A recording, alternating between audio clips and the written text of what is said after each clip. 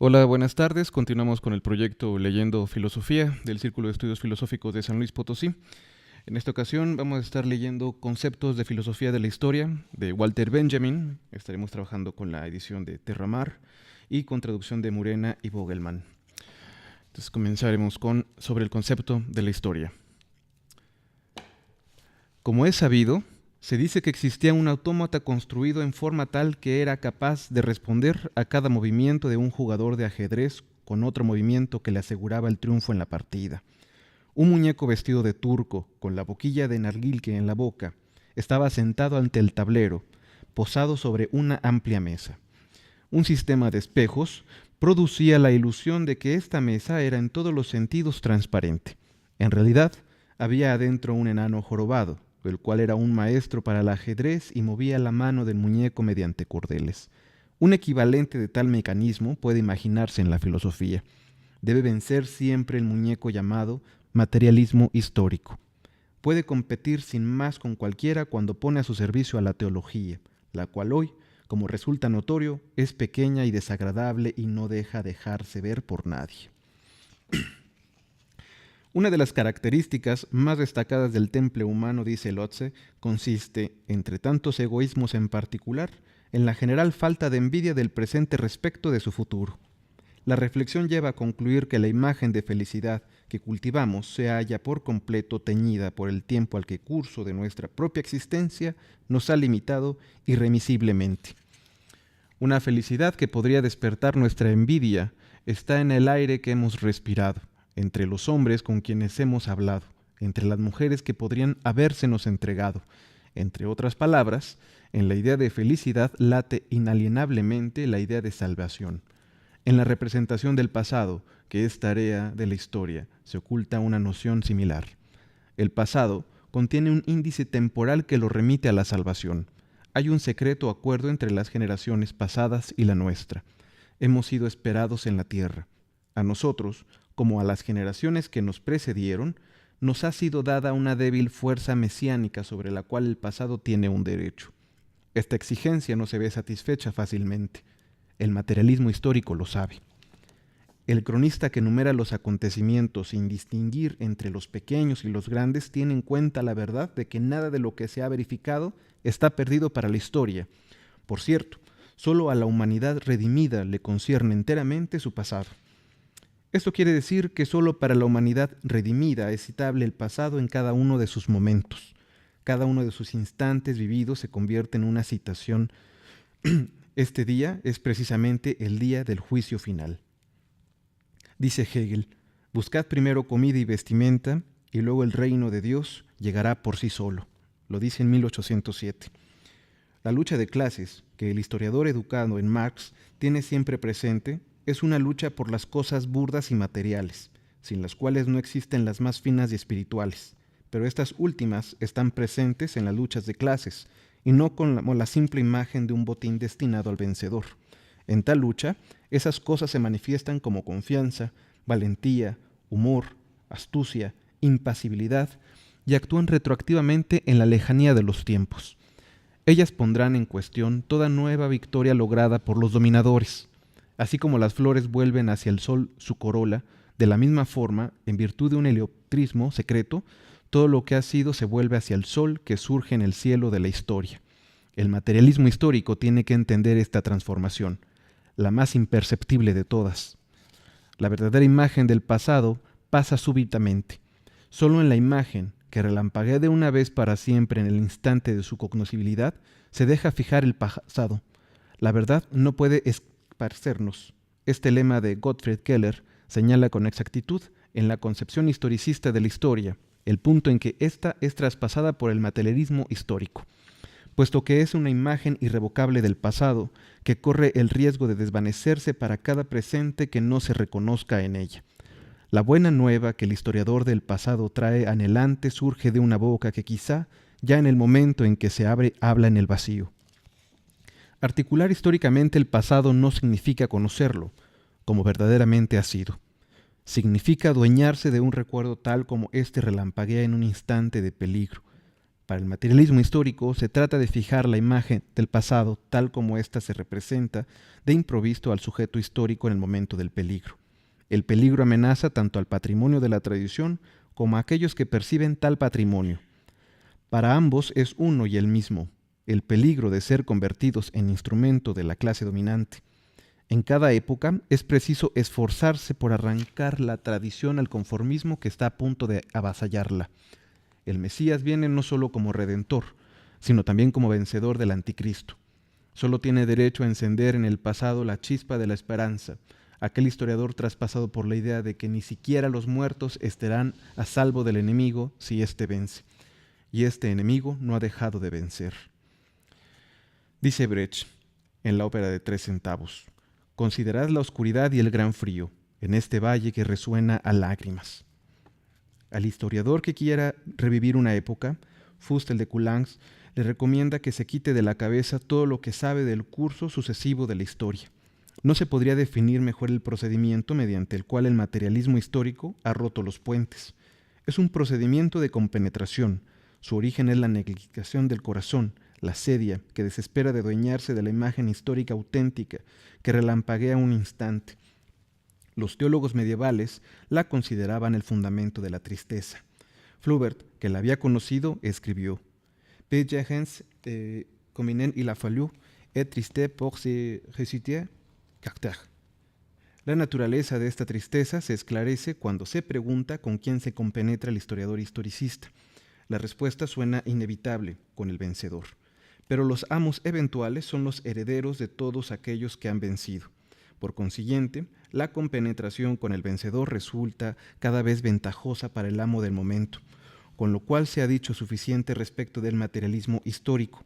Quien quiera que haya conducido la victoria hasta el día de hoy, participa en el cortejo triunfal en el cual los dominadores de hoy pasan sobre aquellos que hoy yacen en tierra. La presa, como ha sido siempre costumbre, es arrastrada en el triunfo. Se la domina con la expresión patrimonio cultural.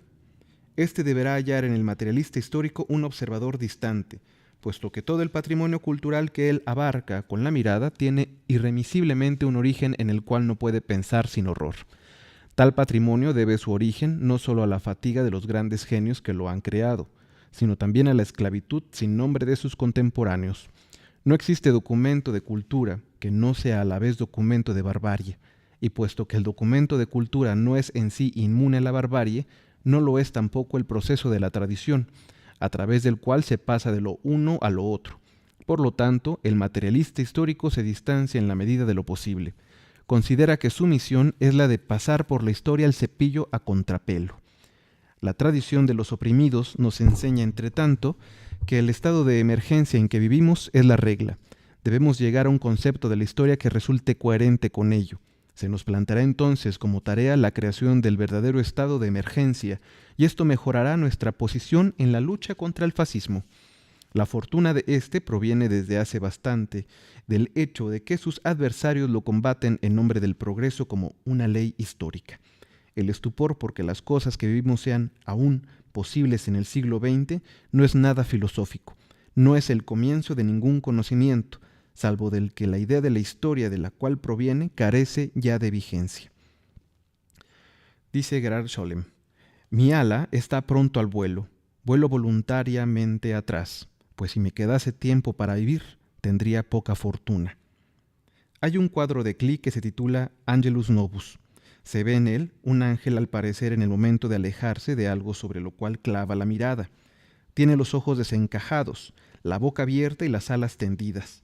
El ángel de la historia debe tener este aspecto. Su cara está vuelta hacia el pasado, en la que para nosotros aparece como una cadena de acontecimientos. Él ve una catástrofe única que acumula sin cesar ruina sobre ruina y se las arroja a sus pies. El ángel quisiera detenerse, despertar a los muertos y recomponer lo despedazado.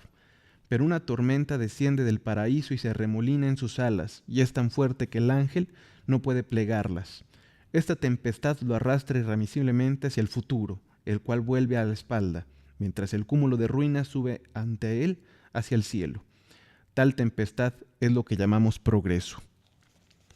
Los temas de meditación que la regla conventual proponía a los hermanos tenían por objeto alejarlos del mundo y sus agitaciones. El pensamiento que desarrollamos aquí surge de una determinación análoga. En un momento en que los políticos, en que los adversarios del fascismo habían confiado, yacen por tierra y rematan la derrota con la tradición de su causa. Este pensamiento se propone liberar al infante político mundial de las redes en que lo han envuelto. Las consideraciones surgen del hecho de que la ciega fe en el progreso de aquellos políticos, su confianza en su base de masa y, en fin, su servil inserción en un aparato incontrolable no eran más que tres aspectos de la misma cosa. Estas consideraciones procuran dar una idea respecto de cuánto debe costar a nuestro pensamiento habitual una concepción de la historia que evite toda complicidad con aquella a la que los políticos continúan ateniéndose. El conformismo, que desde el principio ha hallado su comodidad en la socialdemocracia, no se refiere solo a sus tácticas políticas, sino también a sus ideas económicas. Esta es una de las razones de sus ulteriores fracasos. Nada ha corrompido tanto a la clase trabajadora alemana como la idea de nadar a favor de la corriente. El desarrollo técnico era el sentido de la corriente con el cual creía estar nadando. A partir de ello, no había más que dar un paso para caer en la ilusión de que el trabajo en las fábricas, por hallarse en la dirección del progreso técnico, constituía de por sí una acción política. La antigua moral protestante del trabajo celebra su resurrección en forma secularizada entre los obreros alemanes. En el programa de Gotha se nota ya señales de esta confusión. Dicho programa define el trabajo como fuente de toda riqueza y de toda cultura. Alarmado, Marx respondió que el hombre que no posee otra propiedad que su fuerza de trabajo no puede no ser esclavo de otros hombres que se han convertido en propietarios. No obstante, la confusión continúa difundiéndose y poco después, Joseph Tisken proclama: el trabajo es el Mesías del tiempo nuevo. En él, mejoramiento del trabajo, reside la riqueza que podrá hacer lo que ningún redentor ha logrado. Esta idea respecto de la naturaleza del trabajo, característica del marxismo vulgar, no se detiene demasiado en el problema del efecto que el producto del trabajo ejerce sobre los trabajadores mientras estos no pueden disponer de él. Tal concepción no quiere ver más que los progresos del dominio sobre la naturaleza y se desentiende de los retrocesos de la sociedad. Así muestra los rasgos tecnocráticos que aparecerán posteriormente en el fascismo. Entre ellos se cuenta incluso un concepto de la naturaleza que se aleja funestamente del de las utopías socialistas anteriores a la Revolución de 1848. El trabajo, tal como es concebido ahora, se resuelve en la explotación de la naturaleza, explotación que es opuesta con ingenua satisfacción a la del proletariado. Comparados con esta concepción positivista, los fantaseos por los que tanto se ha ridiculizado a Fourier revelan un sentido maravillosamente sano. Para Fourier, el trabajo social bien ordenado habría tenido como consecuencia que 4 lunas iluminasen la noche terrestre, que el hielo se retirase de los polos, que el agua del mar no fuese más salada y que los animales feroces se pusieran al servicio de los hombres. Todo ello pone de manifiesto un trabajo que, lejos de explotar a la naturaleza, está en condiciones de aliviarla de las crituras que duermen latentes en su seno. A tal concepto corrupto del trabajo corresponde como complemento adecuado una naturaleza que, como lo dijo Ditken, está ahí gratis.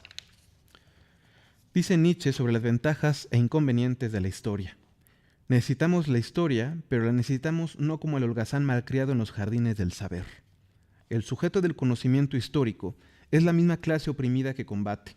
En Marx aparece como la última clase esclava, como la clase vengadora, que lleva a su fin la obra de liberación en nombre de las generaciones de vencidos. Esta conciencia que se ha vuelto a afirmar durante breve tiempo en el movimiento, Spartacus, ha sido siempre desagradable para la socialdemocracia. En el curso de 30 años la socialdemocracia ha logrado apagar casi completamente el nombre de un Blanqui, que con su timbre metálico hacía temblar al siglo precedente. La socialdemocracia se complacía en asignar a la clase trabajadora el papel de redentora de las generaciones futuras, y así cortaba el nervio principal de su fuerza.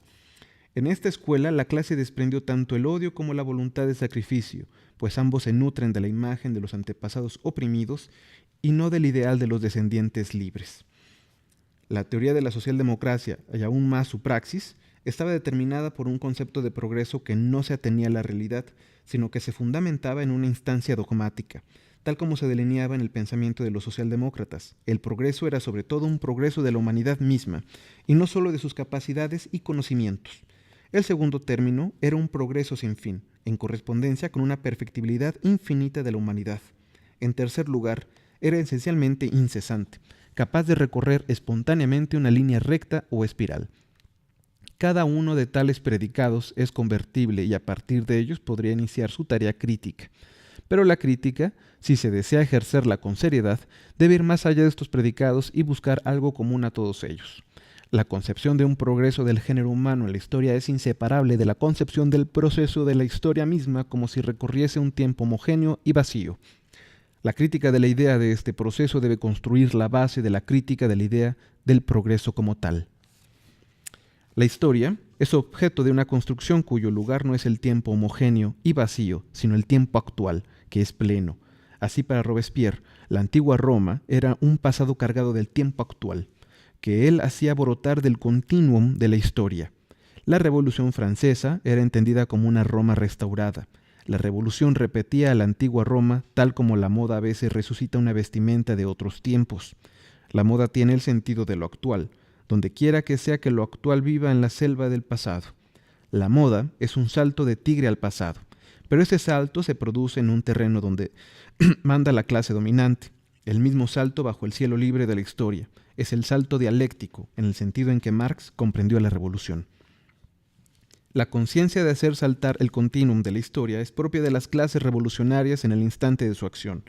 La gran revolución ha introducido un nuevo calendario, el día en constelación en que ha entrado su propia época con una época anterior perfectamente determinada, y funda así un concepto del presente como tiempo actual, en el que están dispersas astillas del tiempo mesiánico. Los adivinos no consideraban el tiempo, ciertamente, como homogéneo ni vacío. Trataban de extraer lo que se oculta en su seno. Quien tenga presente esto puede quizá llegar a hacerse una idea de la forma en que el pasado era experimentado en la memoria, es decir, en sí misma. Se sabe que a los judíos les estaba prohibido investigar el futuro. En cambio, la Torá y la plegaria los instruían en cuanto a la memoria. Esto los libera de la fascinación del futuro, a la que sucumben aquellos que buscan información en los adivinos. A pesar de esto, el futuro no se convirtió para los judíos en un tiempo homogéneo y vacío, porque en dicho futuro cada segundo era la pequeña puerta por la que podía entrar el Mesías.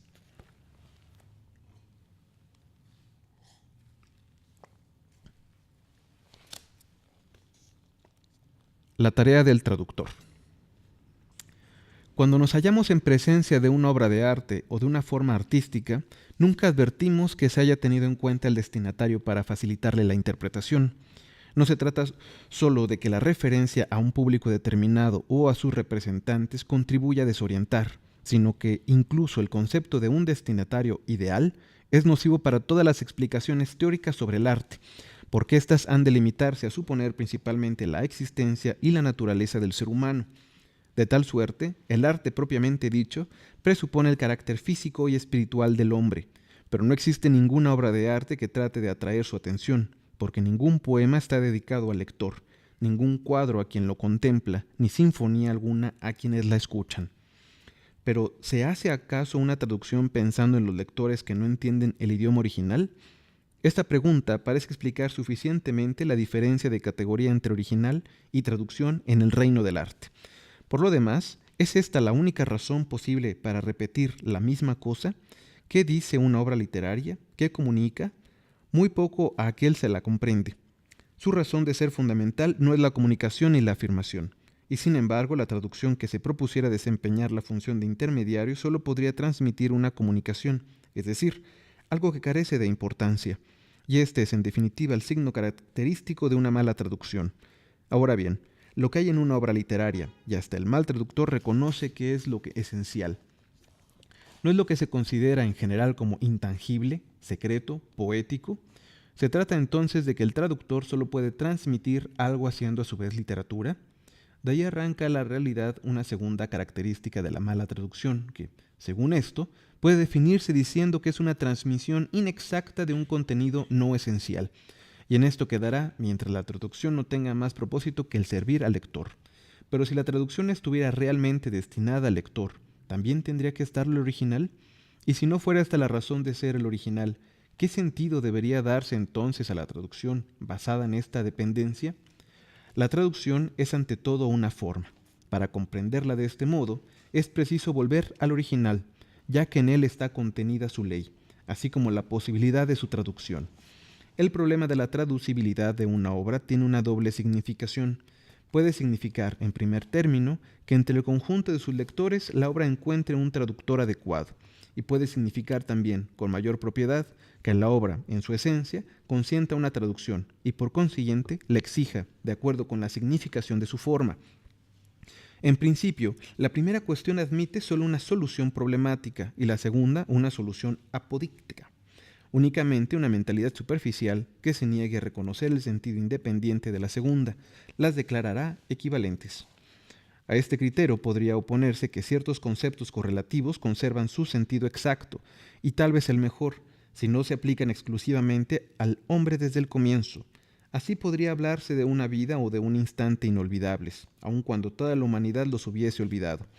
Si, por ejemplo, su carácter exigiera que no pasase al olvido, dicho predicado no representaría un error, sino solo una exigencia a la que los hombres no responden, y quizá también la indicación de una esfera capaz de responder a dicha exigencia, la del pensamiento divino.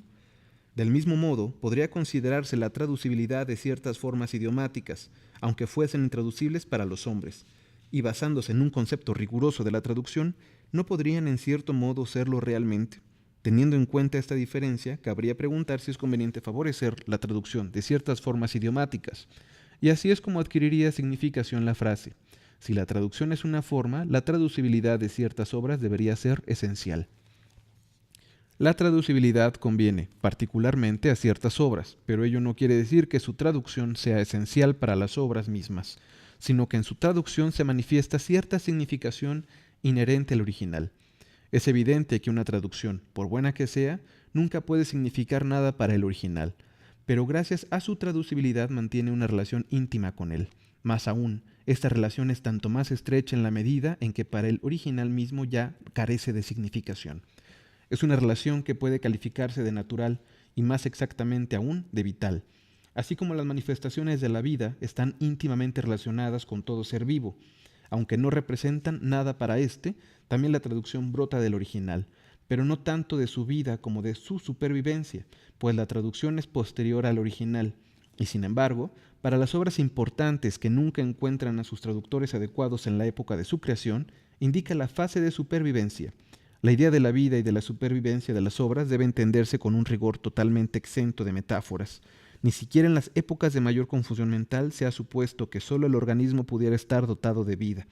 Por ello, no es razón para pretender extender el imperio de la vida bajo el frágil cetro del alma, como lo intentó Fechner, ni tampoco para decir que sería posible definir la vida basándose en los actos todavía menos decisivos de la animalidad o en el sentimiento, que solo la caracteriza ocasionalmente.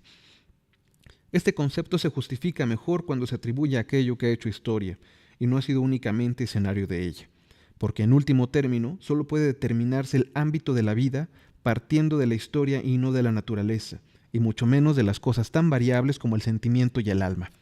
De ahí que corresponda al filósofo la misión de interpretar toda la vida natural, partiendo de la existencia más amplia de la historia. Y en todo caso, la supervivencia de las obras no es incomparablemente más fácil de reconocer que las criaturas. La historia de las grandes obras de arte arranca los orígenes de la vida, se ha formado durante la vida del artista y las generaciones ulteriores son esencialmente las que le confieren una supervivencia duradera. Cuando se manifiesta supervivencia, toma el nombre de fama. Las traducciones, que son algo más que comunicaciones, surgen cuando una obra sobrevive y alcanza la época de su fama. Por consiguiente, las traducciones no son las que prestan un servicio a la obra como pretenden los malos traductores, sino que más bien deben a la obra su existencia. La vida del original alcanza en ella su expansión póstuma más vasta y siempre renovada. Esta expansión es como la de una vida peculiar y superior y se halla determinada por un objetivo peculiar y superior. Vida y objetivo, su relación aparentemente evidente y que sin embargo casi se sustrae al conocimiento, se revela solo si esa finalidad para la cual colaboran todos los objetivos singulares de la vida no es a su vez buscada en la esfera misma de la vida, sino en una esfera superior. En último término, todos los fenómenos vitales y su objetivo no solo son útiles para la vida, sino también para expresar su esencia y para subrayar su importancia. La traducción sirve, pues, para poner de relieve la íntima relación que guardan los idiomas entre sí. No puede revelar ni crear por sí misma esta relación íntima, pero sí puede representarla, realizándola en una forma embrionaria e intensiva. Y precisamente esta representación de un hecho indicado mediante el tanteo, que es el germen de su creación, constituye una forma de representación muy peculiar que apenas aparece fuera del ámbito de la vida idiomática, pues ésta encuentra en las analogías y los signos otros medios de expresión distintos del intensivo, es decir, la realización previa y alusiva. Pero este vínculo imaginado e íntimo de las lenguas es el que trae consigo una convergencia particular. Se funda en el hecho de que las lenguas no son extrañas entre sí, sino que, a priori, y prescindiendo de todas las relaciones históricas, mantienen cierta semejanza en la forma de decir lo que se proponen. En todo caso, como consecuencia de este intento de explicación, el análisis parece desembocar de nuevo en la teoría tradicional de la traducción, después de haber dado unos rodeos inútiles. Si el parentesco de los idiomas ha de confirmarse en las traducciones, ¿cómo puede hacerlo si no es transmitiendo con la mayor exactitud posible la forma y el sentido del original?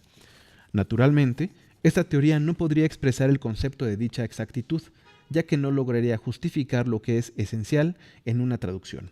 Ahora bien, el parentesco entre los idiomas aparece en una traducción de manera más intensa y categórica que en la semejanza superficial e indefinible de dos obras literarias. Para comprender la verdadera relación entre el original y la traducción, hay que partir de un supuesto, cuya intención es absolutamente análoga a los razonamientos, en los que la crítica del conocimiento ha de demostrar la imposibilidad de establecer una teoría de la copia. Si allí se probara que en el conocimiento no puede existir la objetividad, ni siquiera la pretensión de ella, si solo consistiera en reproducciones de la realidad, aquí puede demostrarse que ninguna traducción sería posible si su aspiración suprema fuera la semejanza con el original. Porque en su supervivencia, que no debería llamarse así de no significar la evolución y la renovación por las que pasan todas las cosas vivas, el original se modifica. Las formas de expresión ya establecidas están igualmente sometidas a un proceso de maduración, lo que en vida de un autor ha sido quizás una tendencia de su lenguaje literario puede haber caído en desuso, ya que las formas creadas pueden dar origen a nuevas tendencias inmanentes. Lo que en un tiempo fue joven puede parecer desgastado después. Lo que fue de uso corriente puede resultar arcaico más tarde. Perseguir lo esencial de estos cambios, así como de las transformaciones constantes del sentido en la subjetividad de lo nacido ulteriormente, en vez de buscarlo en la vida misma del lenguaje y de sus obras, aun admitiendo el psicologicismo más riguroso, significaría confundir el principio y la esencia de una cosa, o dicho con más exactitud, sería negar uno de los procesos históricos más grandiosos y fecundos de la fuerza primaria del pensamiento.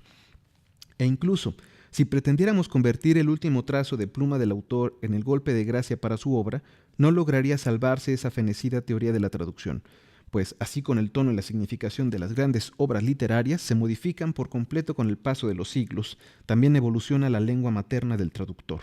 Es más, mientras la palabra del escritor sobrevive en el idioma de éste, la mejor traducción está destinada a diluirse una y otra vez en el desarrollo de su propia lengua, y al parecer como consecuencia de esta evolución. La traducción está tan lejos de ser la ecuación inflexible de dos idiomas muertos que, cualquiera que sea la forma adoptada, ha de experimentar de manera especial la maduración de la palabra extranjera, siguiendo los dolores del alumbramiento en la propia lengua.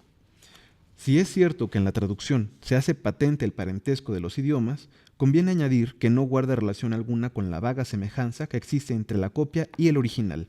De esto se infiere que el parentesco no implica forzosamente la semejanza, y aún así el concepto de la afinidad se halla a este respecto de acuerdo con su empleo más estricto, ya que no es posible definirlo exactamente basándose en la igualdad de origen de ambas lenguas, aun cuando, como es natural, para la determinación de ese empleo más estricto siga siendo imprescindible la noción de origen, dejando de lado lo histórico.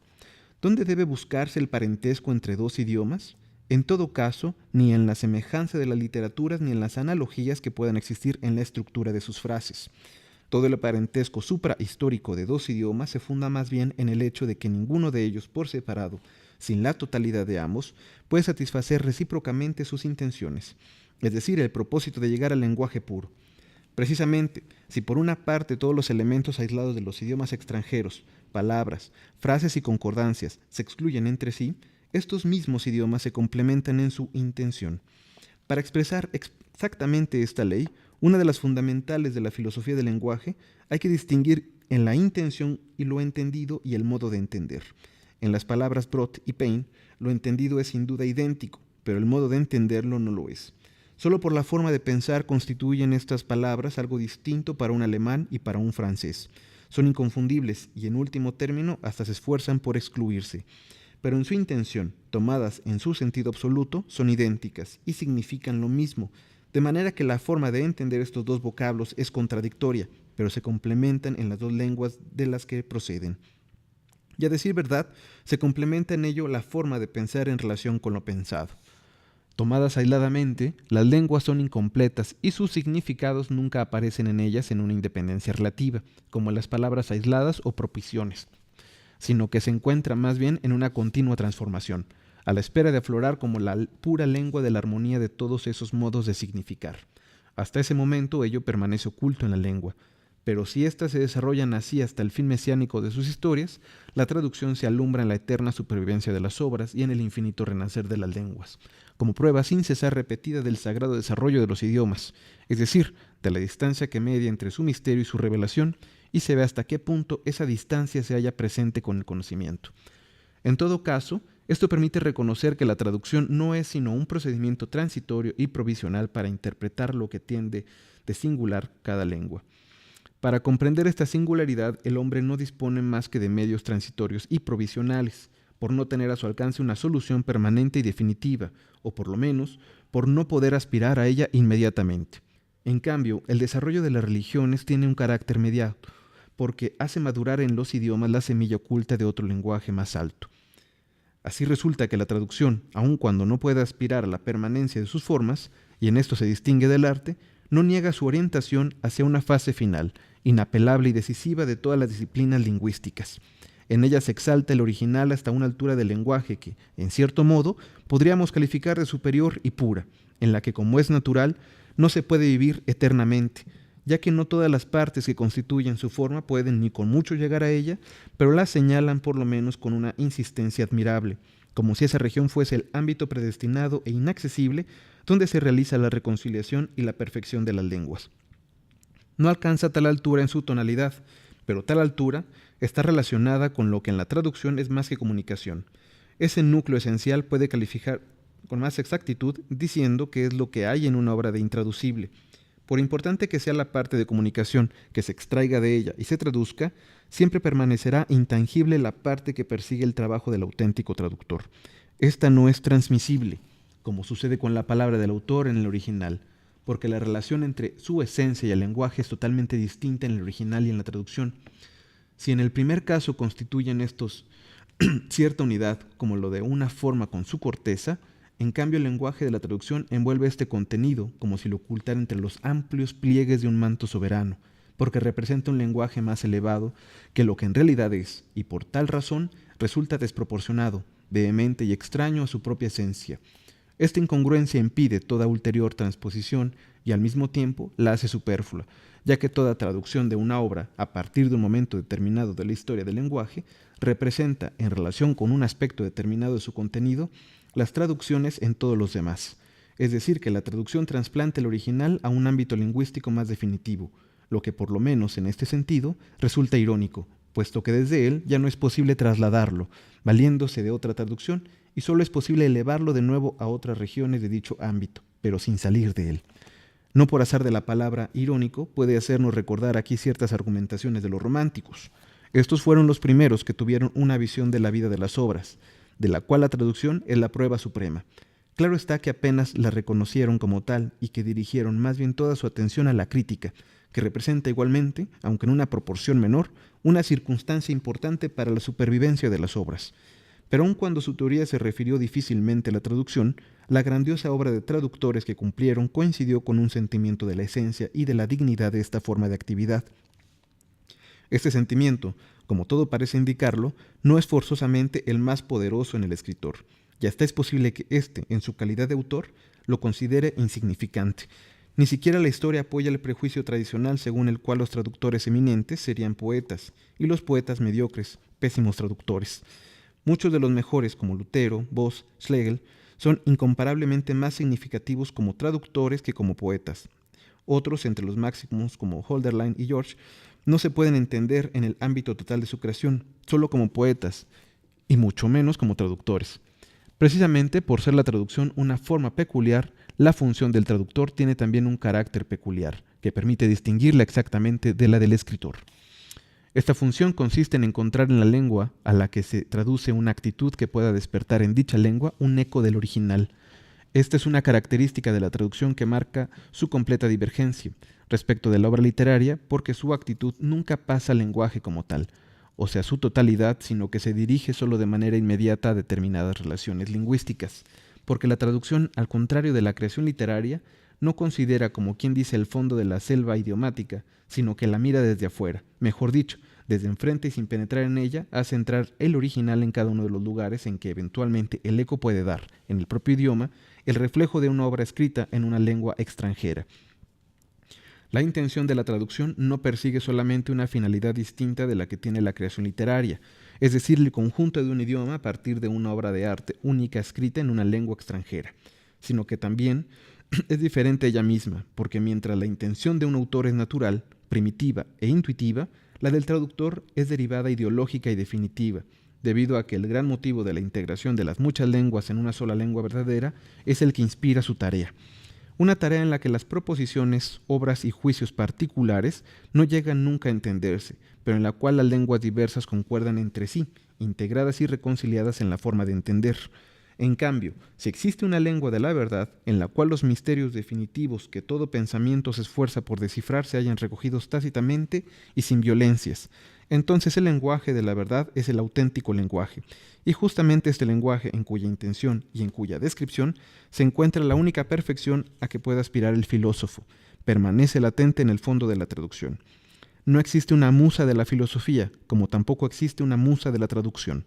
Pero estas actividades no son triviales, como pretenden algunos artistas sentimentales, pues hay un genio filosófico cuya peculiaridad es el afán de encontrar ese lenguaje que se enuncia en la traducción. Mallarmé dirá que la traducción se encuentra con los gérmenes del lenguaje a mitad del camino entre la teoría y la obra literaria. Su trabajo tiene menos intensidad, pero no por ello deja de imprimir su cuño en la historia. Si se encara desde este punto de vista la tarea del traductor, los caminos para darle solución amenazan con convertirse en una impenetrable. Incluso agregamos, el problema de hacer madurar en la traducción el germen del lenguaje puro parece no resolverse probablemente ni determinarse nunca con ninguna solución, pues no se quita a esta todo fundamento cuando la reproducción del sentido original deja de ser determinante, pues esto es el significado de todo lo que antecede, la fidelidad y la libertad de la reproducción en su sentido literal y a su servicio, la fidelidad respecto de la palabra, son los conceptos tradicionales que intervienen en toda discusión acerca de las traducciones. Estos conceptos ya no parecen servir para una teoría que busque en la traducción otra cosa distinta de la reproducción del sentido. A decir verdad, su empleo tradicional considera estos conceptos en discrepancia permanente, porque en realidad, ¿qué valor tiene la fidelidad para la reproducción del sentido? La fidelidad de la traducción de cada palabra aislada nunca puede reflejar por completo el sentido que tiene el original, ya que la significación literaria de este sentido, en relación con el original, no se encuentra en lo pensado, sino que es adquirida precisamente en la misma proporción en que lo pensado se haya vinculado con la manera de pensar en la palabra determinada. Este hecho suele expresarse mediante una fórmula que declara que las palabras encierran un tono sentimental, y hasta podría decirse que la traducción literal, en lo que atañe a la sintaxis, impide por completo la reproducción del sentido y amenaza con desembocar directamente en la incomprensión. En el siglo XIX, las traducciones de Sófocles hechas por Hölderlin eran los ejemplos monstruosos de esta traducción literal. Se comprende fácilmente hasta qué punto la fidelidad en la reproducción de la forma acaba complicando la del sentido. De acuerdo con esto, la conservación del sentido no requiere forzosamente la traducción literal. El sentido se halla mucho mejor servido por la libertad sin trabas de los malos traductores, incluso con daño por la literatura y el lenguaje. De manera que esta necesidad, cuya razón es evidente y cuya justificación está muy oculta, debe entenderse forzosamente teniendo en cuenta motivos mejor fundados, como sucede cuando se pretende volver a juntar los fragmentos de una vasija rota que deben adaptarse en los menores detalles, aunque no sea obligada a su exactitud. Así también es preferible que la traducción, en vez de identificarse con el sentido del original, reconstituya hasta en los menores detalles el pensamiento de aquel en su propio idioma, para que ambos, del mismo modo que los trozos de la vasija, puedan reconocerse como fragmentos de un lenguaje superior. Por esta razón, la traducción, en su propósito de comunicar algo, debe prescindir en gran parte del sentido, y el original ya solo le es indispensable en la medida en que haya liberado al traductor y a su obra del esfuerzo y de la disciplina del comunicante. En el terreno de la traducción puede aplicarse también la sentencia: el principio fue el verbo. En cambio, por lo que refiere al sentido, no puede, o mejor dicho, no debe dejar fluir libremente el lenguaje, a fin de impedir que su intención suene como un reflejo, sino para que sea una armonía y un complemento del idioma, en el que éste comunique la forma peculiar de la intención. Por lo tanto, no es el mejor elogio de una traducción, sobre todo en el momento de su producción, decir de ella que se lee como un original escrito en la lengua a la que fue vertido. Es más lisonjero decir que la significación de la fidelidad, garantizada por la traducción literal, expresa a través de la obra el deseo vehemente de complementar el lenguaje. La verdadera traducción es transparente, no cubre el original, no le hace sombra, sino que deja caer en toda su plenitud sobre este lenguaje puro, como fortalecido por su mediación. Esto puede lograrlo sobre todo la fidelidad en la transposición de la sintaxis, y ella es precisamente la que señala la palabra y no la frase, como elemento primordial del traductor. Pues la frase es el muro que se levanta ante el lenguaje del original, mientras que la fidelidad es el arco que lo sostiene. Si la fidelidad y la libertad de la traducción se han considerado en todo tiempo como tendencias antagónicas, esta interpretación más profunda de una de ellas no parece reconciliarlas, sino que por el contrario, niega a la otra todos sus derechos. Pues ¿a qué se refiere la libertad si no es la reproducción del sentido, que ha de cesar de tener fuerza de ley? Solo cuando el sentido de una forma idiomática puede construirse de manera idéntica a la de su comunicación, queda todavía algo determinante y definitivo, muy semejante y sin embargo infinitamente distinto, oculto debajo de ello, o mejor dicho, debilitado o fortalecido por ella, pero que va más allá de la comunicación. En todas las lenguas y en sus formas, además de lo transmisible, queda algo imposible de transmitir, algo que según el contexto en que se encuentra es simbolizante o simbolizado.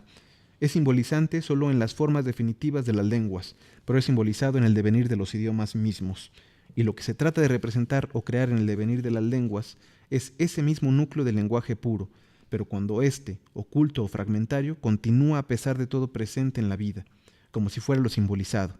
Entonces, solo vive simbolizado en las formas.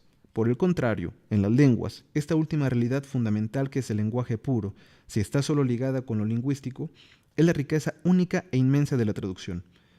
En este lenguaje puro, que ya no significa ni expresa nada, sino que como otra palabra creadora e inexpresiva, es lo que se piensa en todos los idiomas, llega al fin como mensaje de todo sentido y de toda intención, a un estrato en el que está destinado a extinguirse.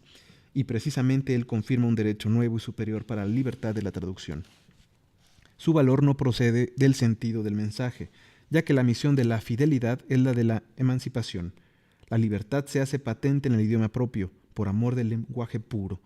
La misión del traductor es rescatar ese lenguaje puro confinado en el idioma extranjero, para el idioma propio, y liberar el lenguaje preso en la obra al nacer la adaptación.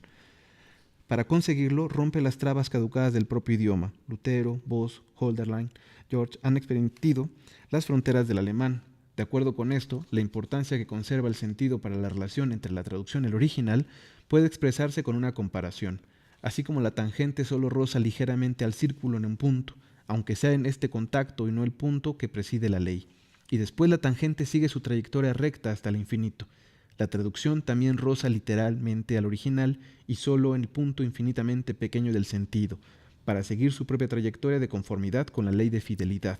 En la libertad del movimiento lingüístico, la verdadera significación de esta libertad ha sido expuesta por Rudolf, aunque sin nombrarla ni fundamentarla, en su crisis de la cultura europea, que tal vez sea, junto con las frases de Goethe en las notas para el diván, lo mejor que se ha escrito en Alemania sobre la teoría de la traducción.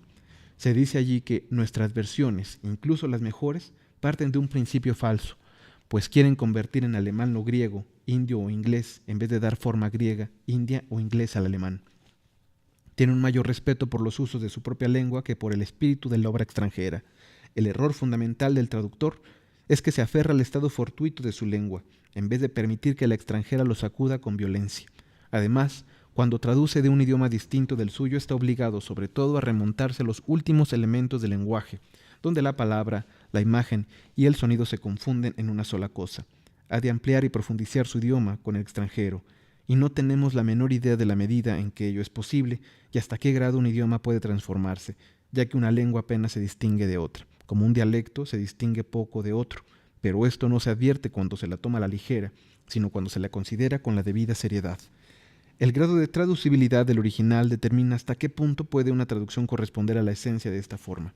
Cuanto menores sean el valor y la categoría de su lengua, cuanto mayor sea su carácter de mensaje, tanto menos favorable será para su traducción, hasta que la preponderancia de dicho sentido, lejos de ser la palanca para una traducción perfecta, se convierte en su perdición. Cuanto más elevada sea la categoría de una obra, tanto más conservará el contacto fugitivo con su sentido, y más asequible será la traducción. Esta afirmación, naturalmente, solo es aplicable a los originales. En cambio, las traducciones resultan intraducibles, no por su dificultad, sino por la excesiva superficialidad del contacto que mantienen con el sentido. En este aspecto, lo mismo que en cualquier otro esencial, las traducciones de Hölderlin, especialmente las de las dos tragedias de Sófocles, son una confirmación de lo que acabamos de decir. La armonía del lenguaje es tan completa en ellas que el sentido solo es rozado por el idioma como una arpa eólica por el viento. Las traducciones de Hölderlin son las imágenes primigenias de su forma, hasta comparadas con las versiones más perfectas de sus textos, siguen siendo la imagen original en relación con el modelo, como se demuestra comparando las traducciones de Hölderlin y de Borchardt, de la tercera opa pítica de Píndaro. Precisamente por esto subsiste en ellas el peligro inmenso y primordial propio de las traducciones, que a las puertas de un lenguaje tan ampliado y tan perfectamente disciplinado se cierren y condenen al traductor al silencio. Las traducciones de Sófocles fueron el último trabajo de Hölderlin. En ellas el sentido salta de abismo en abismo hasta que amenaza con hundirse en las cimas insondables del lenguaje. Pero todo tiene sus límites. Sin embargo, fuera de los textos sagrados no existe ninguno en que el sentido haya dejado de ser a la vez la línea divisoria que separa la corriente lingüística de la corriente de la revelación, cuando un texto en su fidelidad al lenguaje auténtico corresponde a la verdad o a la teoría. Sin la mediación del sentido, es perfectamente traducible. Claro que esto no es un mérito suyo, sino de los idiomas. Para esto ha de exigirse una confianza tan ilimitada en la traducción que forzosamente han de coincidir en ella sin la menor violencia la fidelidad y la libertad, en forma de versión interlineal, como coinciden en los textos mencionados el lenguaje y la revelación. Pues todas las obras literarias conservan su traducción virtual entre las líneas, cualquiera que sea su categoría, pero las escrituras sagradas lo hacen en medida muy superior. La versión interlineal de los textos sagrados es la imagen primigenia o ideal de toda traducción. Con esto le dejamos y seguiremos en otra emisión.